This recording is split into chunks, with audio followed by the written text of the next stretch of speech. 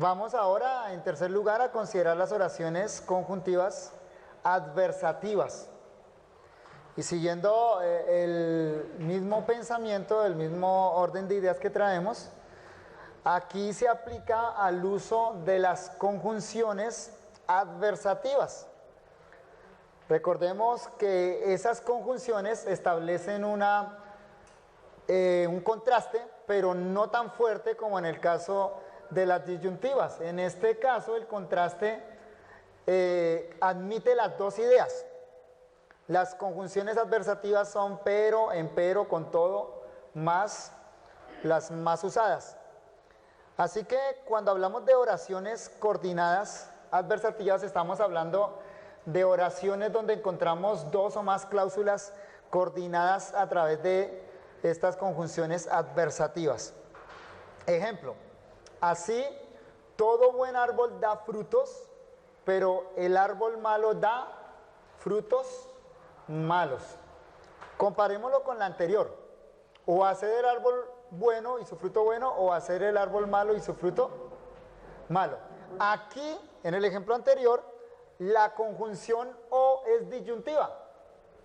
Y esa conjunción significa que o es lo uno o es lo otro, pero no las dos cosas a la vez. Ese es el significado de la disyunción.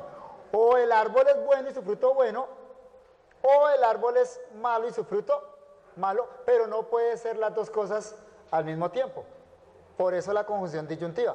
En este caso, el que estamos considerando ahora, de esta conjunción adversativa, note que se admiten las dos ideas. Así todo buen árbol da buenos frutos, pero el árbol malo da malos frutos. Es decir, existen tanto árboles buenos como árboles malos.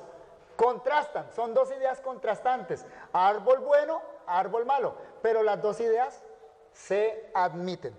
Vamos a trabajar entonces con este diagrama. Hagamos lo que hemos hecho en los casos anteriores. Vamos a iniciar reconociendo los verbos para poder dividir en cláusulas.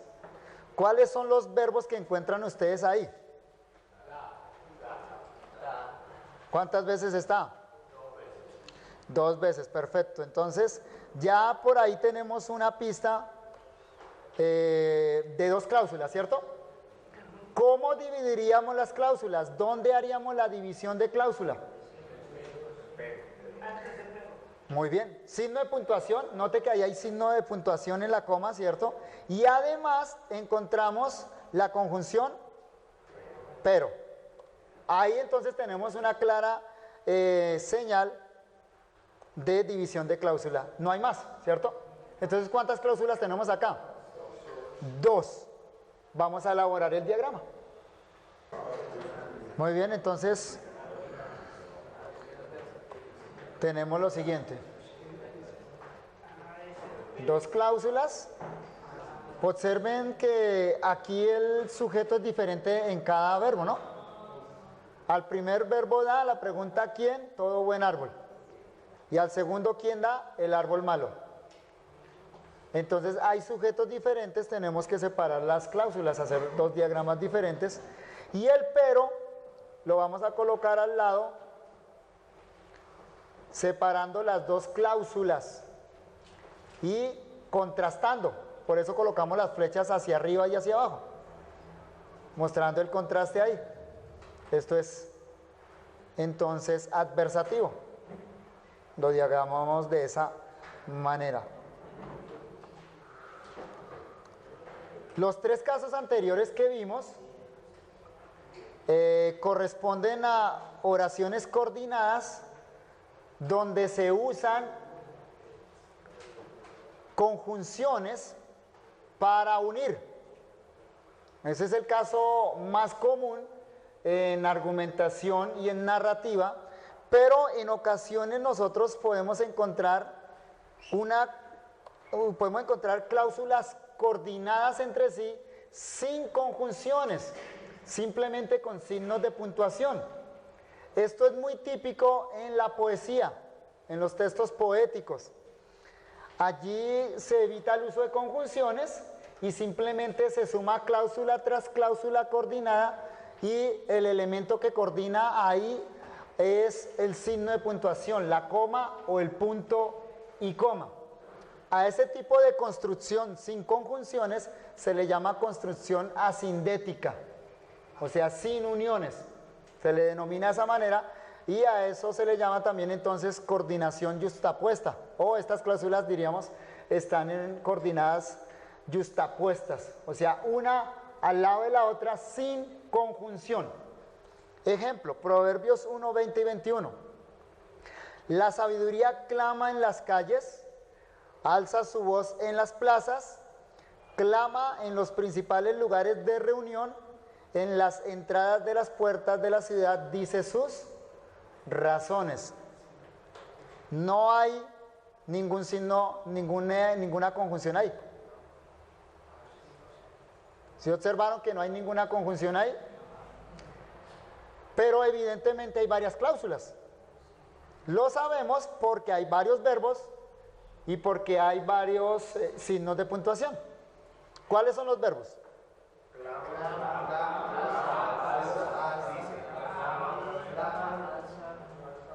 ¿Cuántos verbos en total? ¿Cuántos verbos encontraron en total?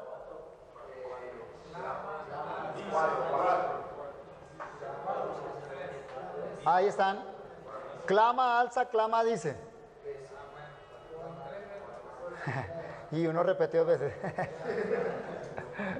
4 veces. 4 verbos encontramos mejor ahí. Clama, alza, clama, dice. ¿Cómo vamos a dividir? Signos de puntuación. Debemos verificar que siempre donde hagamos división, dentro de la división quede un verbo. ¿Dónde va la primera división entonces? Ahí vamos a hacer la primera división. Hay un verbo dentro, ¿cierto? Entonces, perfecto. La segunda división. Muy bien, quedó un verbo adentro, ¿cierto? La tercera división. También tenemos allí un verbo adentro, ¿no? Nos queda la división ahí. Y la última división, la del punto final, oración. Nos quedan en total 4 cláusulas. Vamos a diagramarlo. Muy bien, vamos así. En los 4 verbos es el mismo sujeto. ¿Quién clama? La sabiduría. ¿Quién alza su voz? La sabiduría. ¿Quién clama? La sabiduría. ¿Quién dice? La sabiduría. Entonces lo podemos colgar de esa manera, señalando así que el mismo sujeto hace todas las acciones. Y observen en el diagrama, ¿qué tan útil es el diagrama? ¿Cuál es el punto o cuál es la idea del escritor? ¿Dónde está el énfasis del escritor? ¿Cómo? Sí, habla de la sabiduría, pero ¿qué es lo que nos quiere transmitir? ¿Cuál es la idea que nos quiere transmitir? En el diagrama está claro. Una por los verbos, sí, clama, alza, clama, dice, pero se repite clama, complemento circunstancial. Es el mismo complemento circunstancial, si notan, de lugar, en. Pero ¿dónde comienza? ¿Luego a dónde va? ¿Y luego a dónde? ¿Y dónde termina? Hay un progreso. ¿Cuál es el progreso? Sí. Pero en las calles hay más gente quizá que en las plazas, de acuerdo a lo que nosotros tenemos en nuestra mente. ¿Por qué? ¿Por qué dices eso? Porque llega hasta la entrada de las puertas. ¿Y eso qué? Pues se ve muy importante.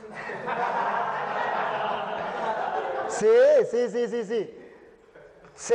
En el Antiguo Testamento se enseña que el lugar de juicio y el lugar donde estaban los ancianos de las ciudades eran las puertas de las ciudades. O sea que la sabiduría empieza a clamar donde está toda la gente en las calles, luego pasa a las plazas también donde hay mucha gente, luego va a lugares principales de reunión y luego termina clamando ¿en dónde? Donde están los jefes, los ancianos, los líderes de la ciudad. Ahí hay un progreso clarito y cuando se hace el diagrama sale a la luz ese progreso. El progreso está en. Y ahí usted ya tiene entonces el bosquejo para el sermón, la idea de la predicación. Y también tiene sentido, no sé si tiene sentido el hecho de que en esas entradas de las puertas de la ciudad da razones. También hay algo ahí. Voz, razones, también hay una idea ahí. Note que en la primera no tiene complemento directo, la segunda sí, la tercera no, la cuarta sí tiene complemento directo. Eso también es un hecho interesante. Y difícilmente eso uno lo va a ver solo leyendo. Pero si usted hace el diagrama, salta a la vista. Ese para mí es el mayor beneficio del diagrama gramatical. Sí, es trabajo, es más fácil leer y simplemente por ahí sacar unas ideas, pero hacer el diagrama nos va a permitir profundizar más en el sentido del texto, respetando el texto, evitando meterle ideas externas al texto. Bien, eso con respecto a las oraciones compuestas coordinadas. Vamos a las oraciones compuestas subordinadas y este es el último capítulo de este curso de sintaxis, pero es el más largo.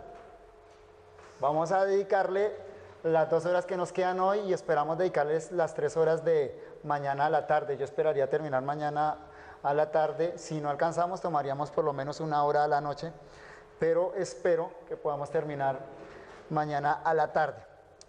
Como vimos anteriormente, las oraciones compuestas subordinadas son aquellas donde una cláusula asume una función sintáctica del verbo principal. Esa es la definición de oraciones compuestas subordinadas. Pensándolo en el diagrama, recuerden el diagrama gramatical básico. Aquí tenemos un verbo, ¿cierto? Aquí tenemos ¿qué elemento? Un sujeto. Normalmente, ¿qué elemento encontramos nosotros en el sujeto?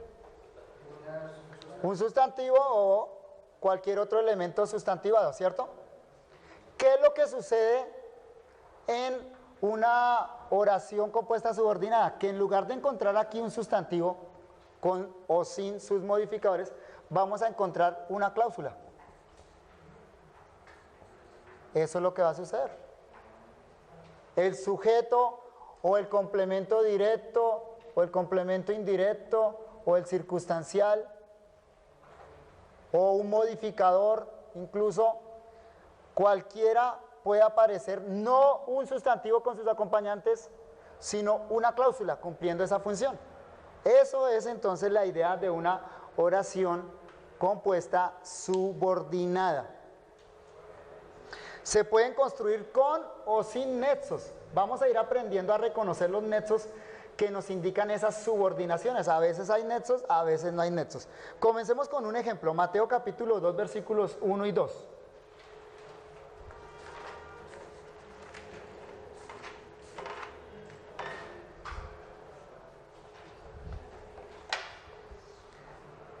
Cuando Jesús nació en Belén de Judea, en días del rey Herodes, vinieron del oriente a Jerusalén unos magos diciendo: ¿dónde está el rey de los judíos que ha nacido? Esto es una joya gramatical. ¿Vieron ese verso? ¿Cuántos verbos tiene?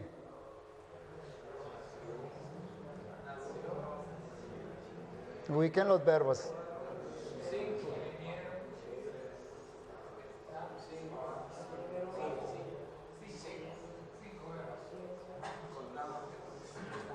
¿Cuántos encontraron? 5, muy bien. Nació, vinieron, diciendo, está y ha nacido. Ha nacido, pretérito perfecto, ¿no? Entonces en conjunto. Ahí tenemos 5 verbos. Eso nos da una idea, ¿no? ¿Cuántas cláusulas encontraríamos ahí? Por lo menos unas 5, ¿cierto? Esa sería la idea inicial. ¿Por dónde podemos comenzar una división de cláusulas? ¿Con qué criterio? ¿Signos de puntuación? Muy bien, signos de puntuación. ¿Dónde está el primer signo de puntuación? Coma. Vamos a dividir ahí. ¿Hay un verbo adentro? Sí, perfecto. Muy bien. ¿Alguna otra idea? ¿Dónde podemos dividir? Ahí hay otra coma, ¿cierto? Podríamos dividir ahí. ¿Nos quedó un verbo adentro? Sí. ¿Dónde más podemos dividir?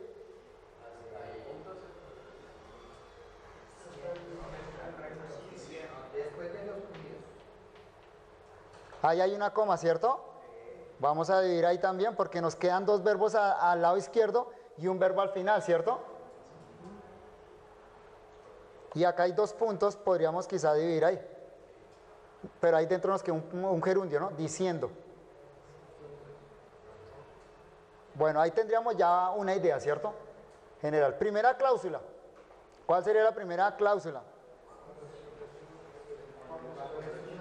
Cuando Jesús nació en Belén de Judea en días del rey Herodes. Ahí tenemos una primera cláusula. Tenemos un verbo, ¿sí o no? Nació. ¿Cuál es el sujeto de ese verbo? Jesús, ¿cierto? Pero observen con qué palabra comienza esa cláusula. ¿Cuándo? Esa palabra cuando, ¿qué idea transmite? Tiempo. ¿Cierto? Entonces nos indicaría que esa cláusula tiene una función parecida al adverbio circunstancial.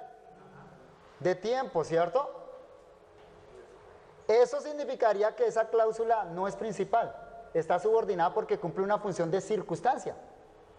Veamos el segundo verbo. Vinieron.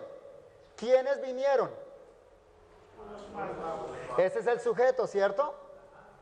¿Cuándo vinieron los magos? Cláusula 1, ¿cierto? O sea que esa cláusula 1, ¿qué es? Una circunstancia del verbo vinieron. ¿Vinieron cómo? Diciendo, el gerundio, ¿cierto? Ahí el gerundio. Ese gerundio pues debe ir como una circunstancia. Pero ese verbo diciendo tiene un complemento. ¿Diciendo qué? ¿Sí nota la pregunta? ¿Diciendo qué?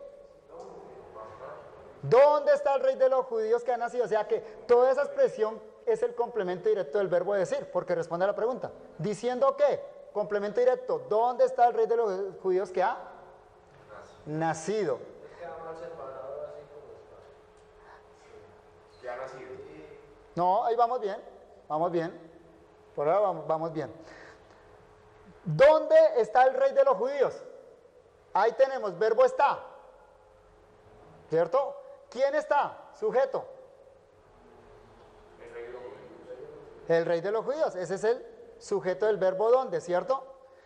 Pero note usted que la última cláusula que ha nacido, encabezada con un pronombre relativo, el que es un pronombre relativo, explica una palabra de la cláusula anterior. Voy a leérselo de esta manera. ¿Dónde está el rey de los judíos? El que ha nacido. ¿A qué hace referencia la expresión el que ha nacido? ¿Al rey? Al rey. O sea que la última cláusula encabezada por un pronombre relativo es como un modificador, una cláusula que explica el término rey. Ahí tenemos diferentes tipos de subordinaciones. Entonces, todo eso es subordinación. Esto puede quedar de esta manera. Ahora, aquí vamos entonces a empezar a aplicar unos criterios. Vamos a ir viendo poco a poco las clases de subordinaciones, ¿no? Pero el criterio básico que vamos a utilizar es el siguiente. Los elementos más importantes van a la izquierda. Entonces, de acuerdo a este diagrama, ¿cuál es el verbo principal? Vinieron. ¿Por qué razón? Ajá, porque todos los demás verbos son cláusulas que están relacionadas a esa, están subordinadas a esa, o a elementos de ese verbo principal. Entonces, desde un punto de vista gramatical, la acción principal acá es vinieron. ¿Sí? Tal vez si hubiera hecho la pregunta antes, usted hubiera dicho nació. O que ha nacido, ¿cierto? Claro, teológicamente sí, lo que quiere enseñar es que Jesús nació. Pero desde un punto de vista gramatical, la acción principal es que unos magos vinieron. Luego nos da las circunstancias, ¿cierto? Entonces, la cláusula principal, el verbo más importante, el que arropa o cobija o incluye a los demás, va a ir a la izquierda. El resto de elementos empiezan a subordinarse hacia la derecha. En el diagrama también es evidente entonces que el verbo principal o la cláusula principal es la que incluye a las demás. Déjeme graficar eso con la idea de pertenencia y conjuntos en matemáticas. No recuerdo muy bien eso en mi época de estudiante. Si hay acá algún matemático, por favor me ayuda o me corrige. Pero si no me falla la memoria, cuando uno estudiaba conjuntos y pertenencia de conjuntos, nos enseñaba que si hay un conjunto grande que incluye otros elementos, entonces este otro grupo está incluido acá, ¿cierto? Algo parecido sucede entonces en las cláusulas. Yo no le mostré el diagrama, lo tenía yo aquí, acá. Ahí está el diagrama, ¿sí? Entonces algo similar pasa acá. ¿Cuál es la cláusula que incluye al resto? Ahí vamos numerándolas en el orden en que aparece el texto. Si notan, 1, 2, 3, 4 cláusulas. ¿Cuál es la que incluye el resto? Entonces aquí, esta sería la idea, la 2. ¿La 2 incluye qué? ¿A cuál incluye? A la 1 que está solita, ¿cierto? Y además incluye a la 3, ¿cierto? Pero la 3 incluye ¿cuál? La 4. Si notan, entonces, ¿cuál es la que incluyó todo? La 2, porque la 1 está incluida ahí, la 3 está incluida ahí y la 4 está incluida en la 3. Entonces la cláusula principal, el verbo principal, en este caso es unos magos vinieron. Entonces esto es un punto de partida para que veamos que hay diferentes tipos de subordinación. Por ejemplo, cláusula 1, ¿qué subordinación es? O sea, ¿qué función cumple con respecto al verbo vinieron? ¿Sí? Circunstancial, ¿cierto? Esta cláusula 1 indica una circunstancia del verbo principal. Esa es una subordinación adverbial de circunstancia. ¿Sí? La cláusula 3, ¿qué función cumple del verbo diciendo? Complemento directo. Entonces, cláusula 3 es el complemento directo del verbo diciendo, el gerundio diciendo. ¿Y la cláusula 4 qué función cumple? Esta 4. Modificador del sustantivo rey. Del sustantivo rey. Entonces, eso es subordinación. De acuerdo a este ejemplo, hay 3 tipos de subordinación. Subordinación sustantiva, subordinación adjetiva y subordinación adverbial. Vamos a estudiarlos de acuerdo a esas divisiones y en ese orden. ¿La devolvemos? Ahí está. Hay subordinaciones sustantivas, o sea, cuando una cláusula asume la función de un sustantivo, como en el caso de complemento directo que vimos ahí. Hay subordinaciones adjetivas cuando una cláusula asume la función de un adjetivo, como en el ejemplo de el rey que ha nacido. Y hay subordinaciones adverbiales cuando una cláusula asume una función circunstancial o adverbial, como en el caso de cuando Jesús nació en Belén de Judea, en días del rey Herodes. Vamos a estudiarlas entonces de esa manera. Voy a adelantar, les puedo facilitar las diapositivas, ya varios incluso las tienen, ahí están los diagramas. Comencemos con las oraciones subordinadas sustantivas. Estas se refiere a aquellas cláusulas que realizan funciones sintácticas propias de un sustantivo. ¿Cuáles son las funciones propias de un sustantivo? Sujeto, complemento directo, complemento indirecto, complemento circunstancial o a veces una función adjetiva tipo genitivo. Entonces vamos a estudiar esas. Comencemos con la primera, oraciones sustantivas de sujeto. Es decir, cuando una cláusula asume una función de sujeto, del verbo principal. Ejemplo, porque todo aquel que pide recibe, y el que busca halla, y al que llama se le abrirá. Comencemos a analizarla. Vamos a ubicar los verbos. Ubiquen los verbos ahí.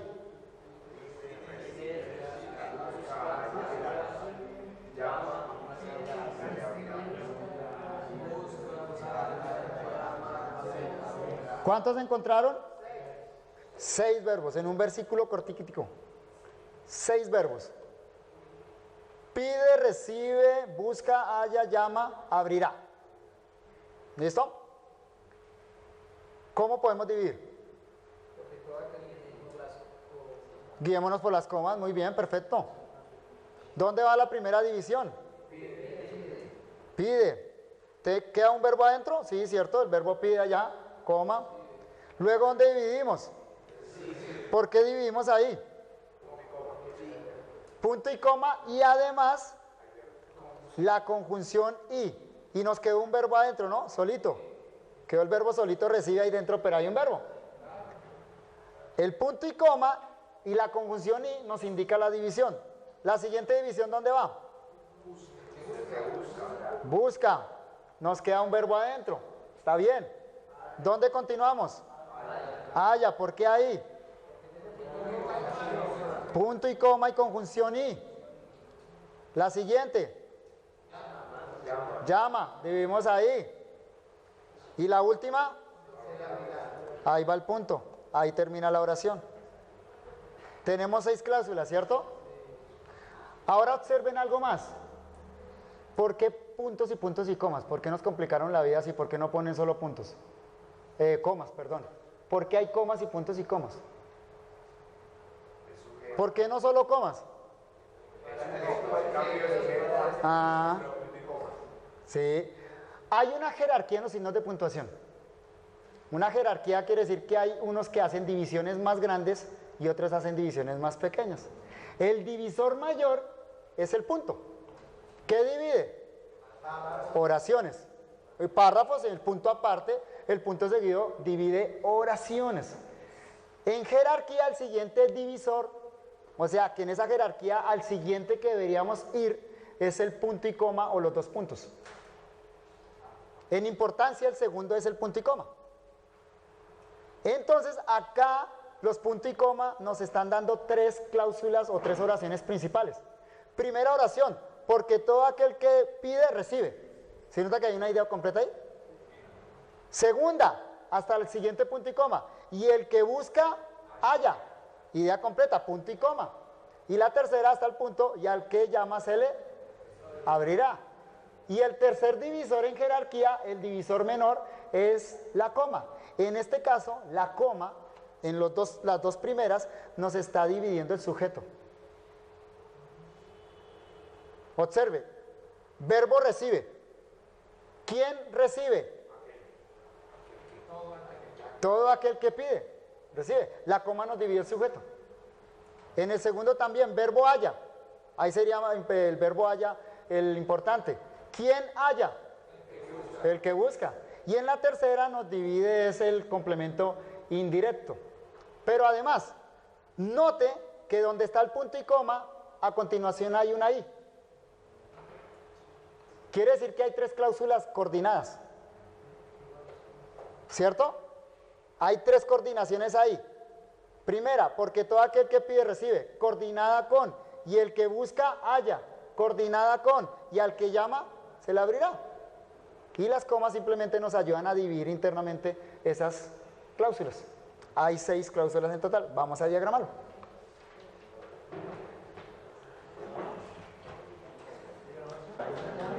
Vamos a ver este diagrama. Observen acá, por favor. Ahí hay 6 diagramas, ¿cierto? Porque tenemos 6 verbos. Pero tenemos que ir subordinando y coordinando. ¿Sí? El primer verbo es pide. ¿Quién pide? Todo aquel que. Ese es el sujeto. ¿Cuál es el segundo verbo? Recibe. ¿Quién recibe? Todo aquel que pide, entonces el sujeto es cláusula 1. Esa es subordinación, ¿notan? Porque la cláusula 1 es el sujeto de la cláusula 2. Continuamos. Verbo busca. ¿Quién busca? El que. Tenemos nuestro diagrama ahí. Verbo halla. ¿Quién halla? El que busca. Cláusula 3. Entonces cláusula 3 es el sujeto de esa cláusula 4. Vayan viendo que las subordinamos. La subordinación la hacemos corriendo hacia la derecha. Corren hacia la derecha para que se note que es subordinado. Y el último verbo, perdón, el siguiente verbo, el quinto, llama. ¿Quién llama? El que. Al que, claro. Pero recuerden que al que es a él. ¿Cierto? Entonces ese es el sujeto. Pero noten, y esto es importante, que aquí está introducido con la preposición a. Ya no puede ser sujeto porque tiene preposición a. Siguiente verbo, abrirá. ¿Quién abrirá? Sujeto tácito, el texto no lo dice. ¿Para quién abrirá o a quién abrirá? Al le, y ese le, ¿quién es? Al que llama. Por eso esa cláusula está introducida con a. ¿A quién se le abrirá? Si hacemos la pregunta, ¿cuál es la respuesta? ¿A quién se le abrirá? Al que llama. Cláusula 5, pero aquí ya no es sujeto, sino que es complemento indirecto. Entonces, ahí hay subordinaciones y cláusula 1, cláusula 3 y cláusula 6 están coordinados con i. Por lo tanto, aquí hay tres ideas principales. Recibe, halla, abrirá. Esas son las tres ideas principales coordinadas y es la idea que quiere transmitir el autor ahí. Recibe, halla, abrirá, los otros elementos están subordinados.